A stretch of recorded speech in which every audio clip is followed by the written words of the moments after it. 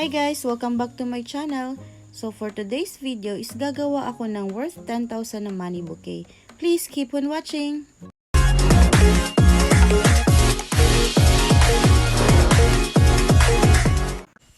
First thing to do is balutin natin ang pera ng isang plastic. So ang gamit ko dito ay ang 3x60 na size na ginagamit pang ice tubig. So kailangan natin siyang balutin para hindi po masira yung pera sa pagbibigyan natin ng money bouquet. So, ganitong style lang ang ginagawa ko para mabalot yung pera ng plastic.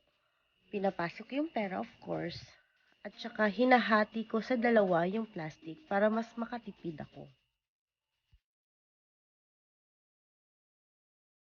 Then, ilalagyan ko ng scotch tape ang sides ng plastic para intact yung pera sa loob.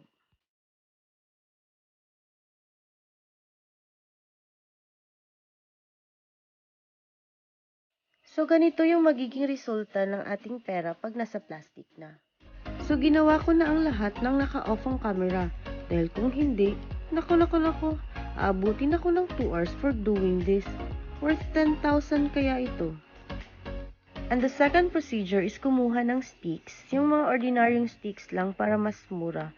Tapos yung ginagawa ko is binabalot ko siya ng bond paper ng ganitong size. Para mas uniform lang yung stick at maganda siya tingnan. So, ganito lang yung pagbalot na ginagawa ko. Then, nilalagyan ko sa dulo ng scotch tape. So, ganyan lang. Then, that's it.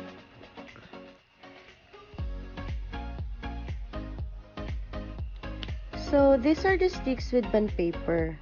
So, I already did this off camera. So, di ba worth 10,000 na money bouquet yung gagawin ko? Tapos, ito yung pinakita ni customer na ganito daw kalapad. And since maliliit yung mga sticks na gagamitin ko, so ginawa ko, pinagdudugtong-dugtong ko siya para may mahaba. Tapos, next is yung mga 3 inches na pagitan sa next na height niya. So, yan, pinagdudugtong-dugtong ko lang para mas makatipid ako. Tapos, di ko pa alam kung saan pwedeng makabili ng mga mahahabang sticks. So, ito yung pera. Ang third procedure is idikit yung pera sa sticks. So, mag-start ako sa malaking amount na pera. So, that would be 500 pesos. So, ganito lang yung ginagawa ko. Nilalagyan ko lang siya ng scotch tape sa likod.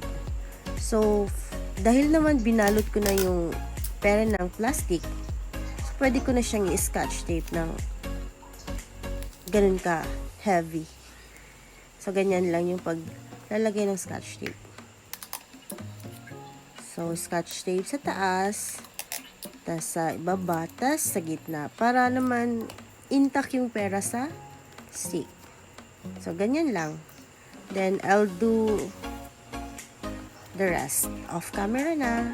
See ya! Then, I'm back. So, after 30 minutes, natapos ko na din ilagay yung pera sa stick. So, this should be how it looks like. The next procedure is to arrange your money to your floral foam. So, I will start with the big amount, then the 100 peso bill. So, itusok lang natin yung sticks with money sa floral foam. Actually, yung floral foam is malambot siya. So, tusok-tusok lang.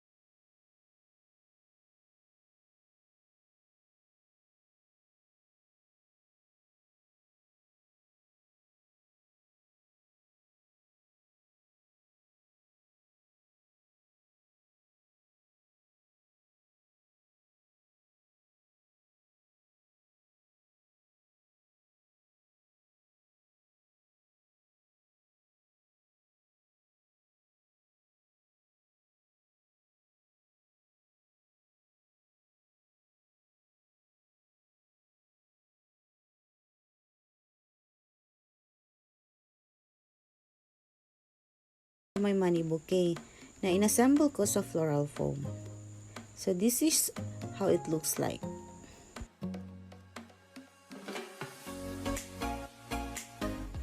So maglalagay ako ng flowers sa gitna ng bouquet. Since sunflower yung request ni client, so yan yung binili ko, tapos nag-add up na lang ako ng mga white flowers sa gilid nito.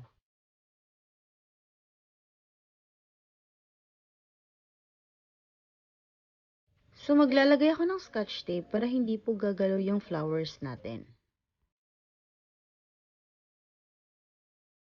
So yung yellow na yan ay tinatawag na yellow asters.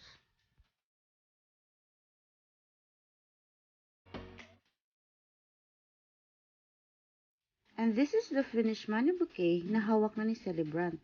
So worth 10,000 po ito.